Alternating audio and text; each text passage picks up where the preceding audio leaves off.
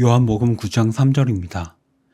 예수께서 대답하시되 이 사람이나 그 부모의 죄로 인한 것이 아니라 그에게서 하나님의 하시는 일을 나타내고자 하심이라. 요한복음 8장에서는 예수님께서 자신이 하나님의 아들이시고 심판주가 되셔서 홀로 모든 영광을 받으시는 분이심을 드러내셨습니다. 요한복음 9장은 그 예수님께서 하나님으로서 그분의 영광을 이 땅에 어떻게 나타내시는지를 보여주시는 장면이 나옵니다. 먼저 날 때부터 소경된 한 사람이 등장을 하고 예수님의 제자들은 이 사람이 소경으로 태어난 것이 누구의 죄 때문인지를 묻습니다. 왜냐하면 예수님의 제자들도 유대인이었고 유대인들은 기본적으로 하나님의 말씀에 순종하는 자는 복을 받고 순종하지 않는 자는 대대로 벌을 받는다는 것을 말씀을 통해 잘 알고 있었습니다. 출애굽기 20장 5절입니다. 그것들에게 절하지 말며 그것들을 섬기지 말라. 나 내 하나님 여호와는 질투하는 하나님인즉 나를 미워하는 자의 죄를 갚되 아버지로부터 아들에게로 3, 4대까지 이르게 하거니와. 하나님께서 십계명을 이스라엘 백성들에게 주시면서 우상 숭배하는 죄에 대하여 그 사람뿐 아니라 3, 4대까지 그 죄를 갚는다고 말씀하셨기에 제자들은 이 사람이 소경된 것이 누구의 죄 때문인지 물어보게 된 것이었습니다. 그리고 그들이 상상했을 죄목은 말씀에 기록한 것처럼 우상 숭배였을 가능성이 큽니다. 그런데 예수님께서는 그 장애에 대한 원인이 그 사람이나 그 부모의 죄가 아니라고 말씀하십니다.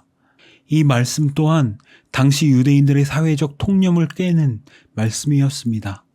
예수님께서는 이 사람의 소경된 이유가 죄 때문이 아니라 그에게서 하나님이 하시는 일을 나타내고자 한다고 말씀하셨습니다.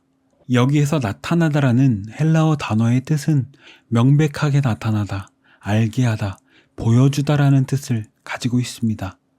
다른 말로 하면 이 사람을 소경으로 만드신 분이 하나님이시고 그 하나님께서 명백하게 보여주고자 하시는 그 일을 위해서 이 사람이 날 때부터 보지 못했다는 것입니다.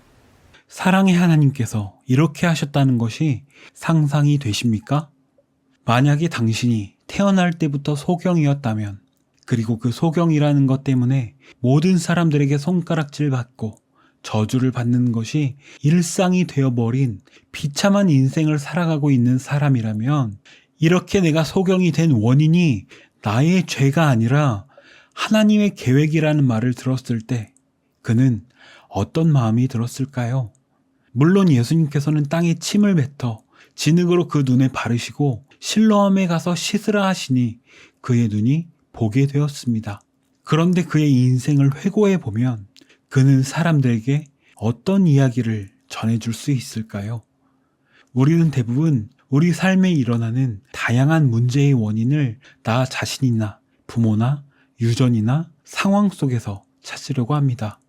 하지만 아무리 그 답을 찾으려 해도 풀리지 않는 답이 있습니다. 그런데 그 이유가 주님께서 하시는 일을 나타내고자 하는 것일 수 있다는 것입니다.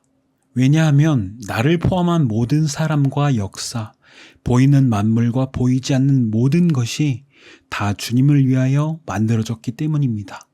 그런데 예수님께서는 이 소경을 고치시고 그 소문이 퍼지자 이 일을 행하신 날이 안식일이었기에 바리새인들은 안식일을 지키지 않는 예수님은 죄인이며 하나님께로부터 온 자가 아니라고 합니다. 그런데 그는 자기의 눈을 뜨게 하신 분은 선지자이며 하나님께로부터 오지 아니하시면 아무것도 할 수 없다고 고백합니다. 그러자 바리새인들은 소경이었던 사람을 향해 이렇게 말합니다. 그들이 대답하여 이르되 내가 온전히 죄 가운데 나서 우리를 가르치느냐 하고 이에 쫓아내어 보내니라. 바리새인들은 여전히 그가 온전히 죄 가운데 태어났고 말씀대로 살아가는 자신들을 향해 말하는 것을 견딜 수 없었던 것입니다. 그 후에 예수님께서는 소경되었던 자를 다시 만나시고 자신을 나타내시며 예수님께서 세상에 오신 목적에 대해 말씀하십니다. 요한복음 9장 39절입니다. 예수께서 이르시되 내가 심판하러 이 세상에 왔으니 보지 못하는 자들은 보게 하고 보는 자들은 맹인이 되게 하려 함이라 하시니. 그런데 여기에서 중요한 사실은 분명히 요한복음 3장에서는 하나님께서 그 아들을 세상에 보내신 것은 세상을 심판하려 하심이 아니요 그로 말미암아 세상이 구원을 받게 하려 함이라고 말씀하셨는데, 예수님께서는 심판하러 오셨다라고 하시는 것입니다.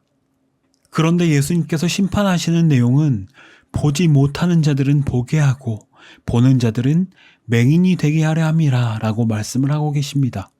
그리고 요한복음 3장에서 세상을 심판하려 하심이 아니라는 말씀 뒤에 그를 믿는 자는 심판을 받지 아니하는 것이요 믿지 아니하는 자는 벌써 심판을 받은 것이라 말씀하십니다.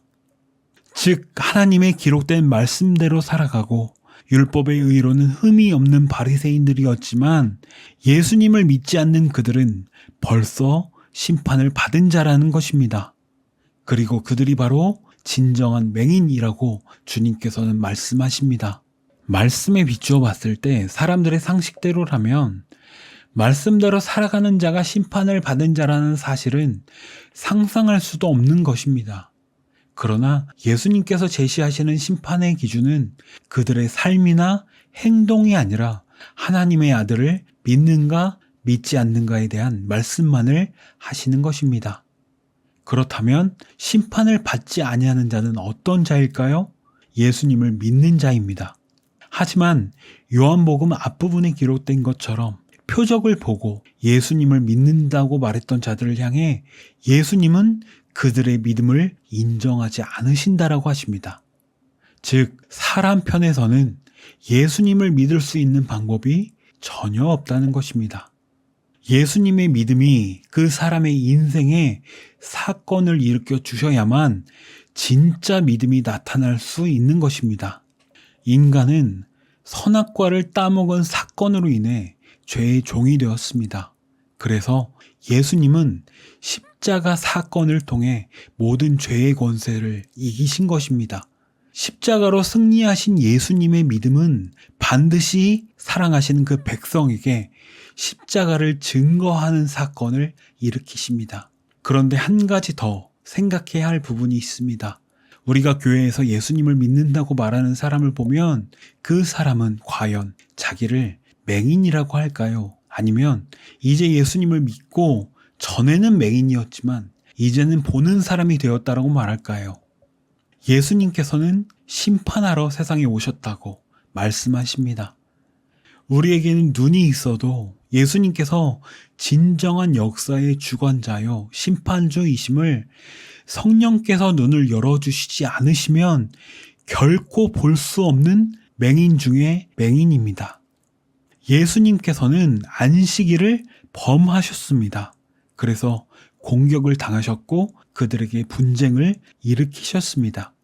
그래서 그들의 눈에는 예수님이 죄를 범한 것으로밖에 보이지 않았던 것입니다.